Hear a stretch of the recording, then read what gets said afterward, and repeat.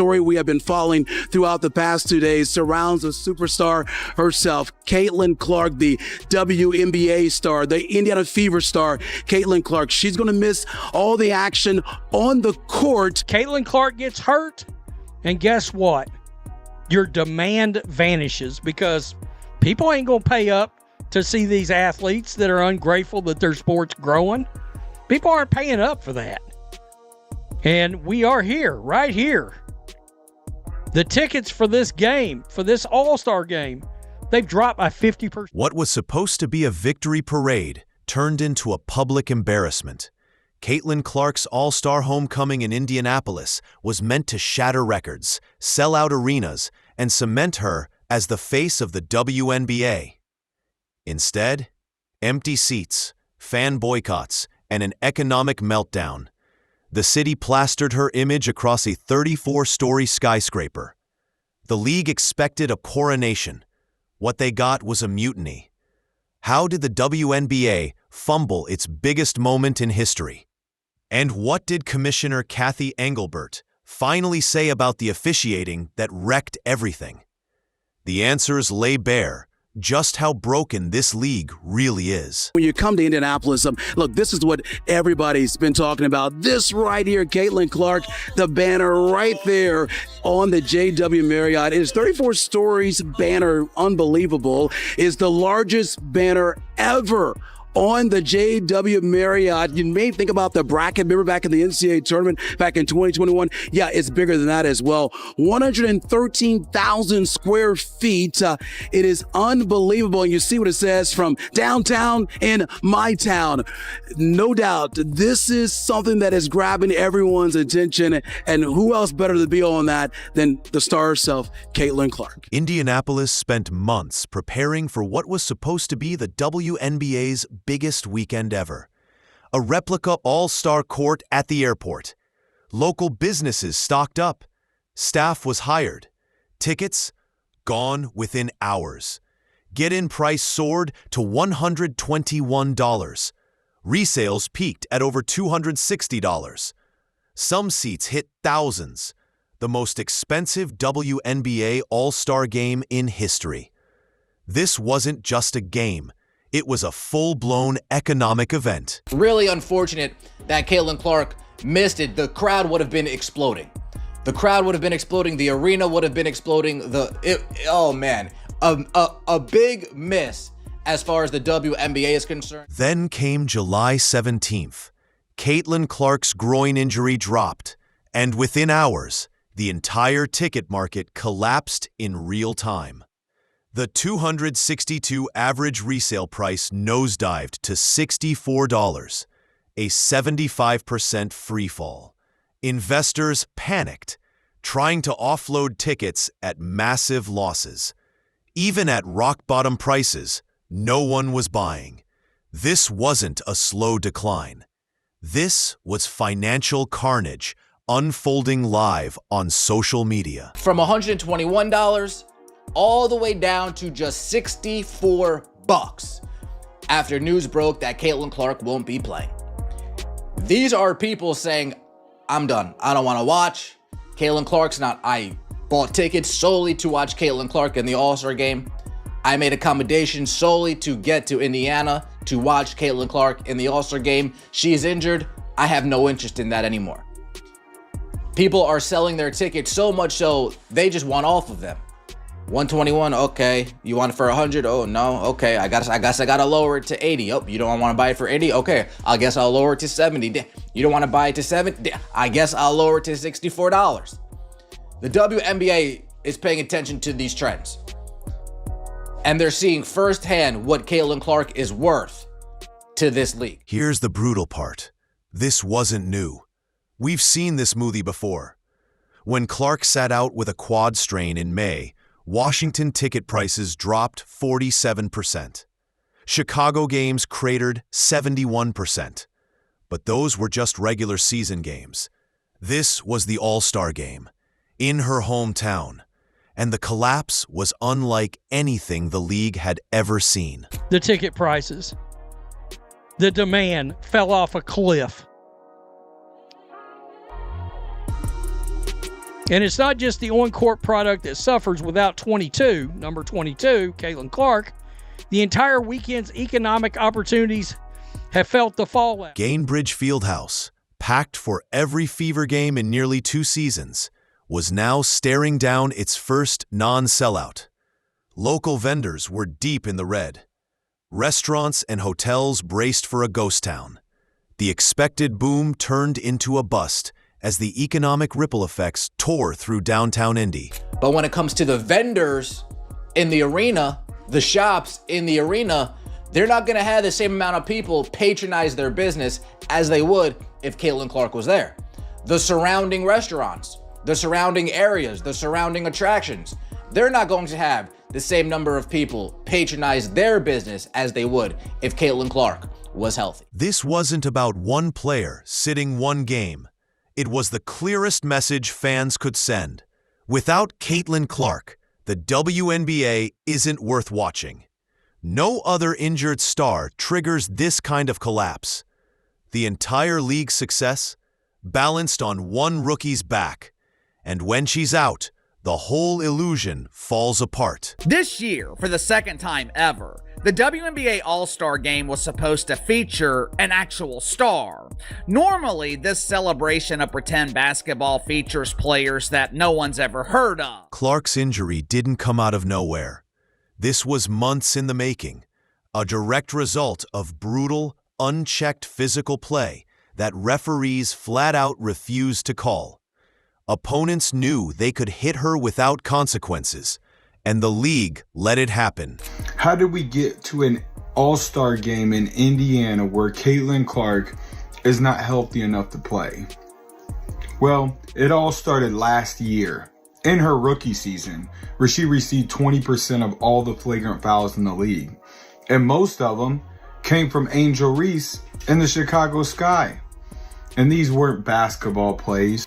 They were not only fouling her, but they were getting up, laughing about it, laughing about Caitlin Clark getting assaulted. Any other work environment, people go to jail for what's going on. Fever coach Stephanie White saw it coming a mile away. She spent the season calling out the double standard, how defenders were allowed to get away with contact that would never fly against other stars. Clark wasn't just being defended, she was being targeted, and the refs stood by like spectators. Yeah, I mean, there's a level of physicality that they're able to play with against her. You know, I knew it as an opponent, and I see it as her coach. And you know, I'm not exactly sure why, but it just is what it is. And we've got to help her learn to adjust and use it against them in certain ways. You know, we've got to find some ways to make it a little bit easier for her. But the level of physicality overall in our league has been at a different level than it's been for a long time. Even the Washington Post couldn't ignore it. They shredded the league's officiating as second-rate, suggesting the WNBA change its logo to a bruise. That wasn't sarcasm, that was reality. Video after video showed Clark being shoved, grabbed, and hacked. No calls. The refs watched it happen, and in doing so, gave teams a playbook. Target the league's biggest draw. No whistles, no problem. And last year, I noticed how much it was just Caitlin Clark. Caitlin Clark was taking all the hits. Caitlin Clark was taking all the abuse. But this year they've added Sophie Cunningham. She gets more flagrant fouls on her than anybody in the league besides Caitlin Clark. And Aliyah Boston, she's been taking hits as well. But the worst thing is the consistency. So they don't call flagrant fouls, or most of the time Caitlin Clark could be held for an entire game at a time. They don't call fouls, they don't call common fouls. But then when it's the Indiana Fever, guess what? Touch foul here, touch foul here. They call absolutely nothing. This isn't how leagues treat their biggest stars. In any other sport, the top draw gets protection. But Clark? She got pounded nightly while refs shrugged it off. The data backs it up.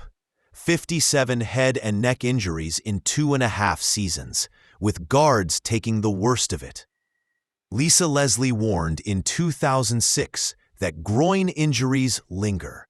Now Clark faces the same fate, not because of bad luck, but because the league refused to protect its most valuable asset. I actually had that injury 2006, and listen, I was heavily taped around my thigh, around my glute, just trying to make sure there was enough pressure to hold that groin. And the hard part is that the groin is sort of an area that you can't just touch and go, it hurts right here. You feel it deep.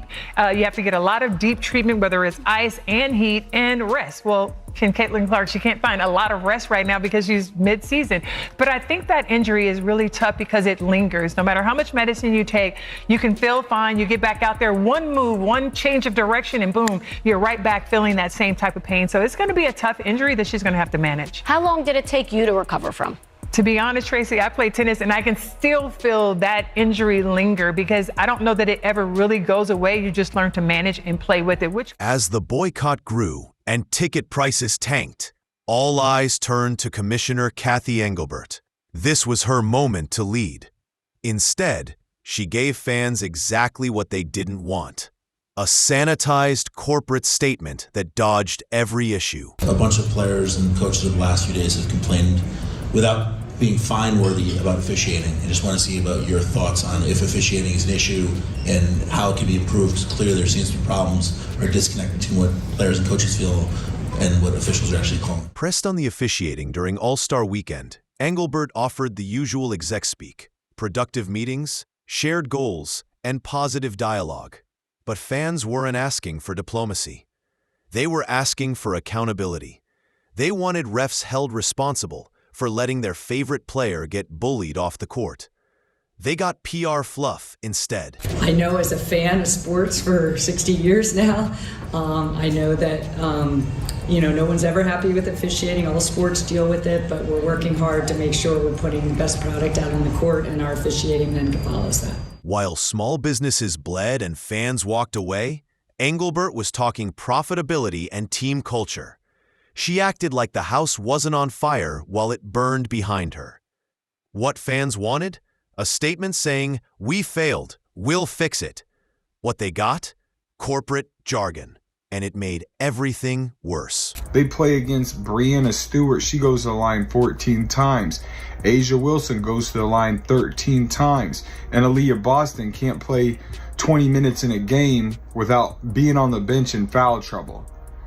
That's another problem that we're dealing with.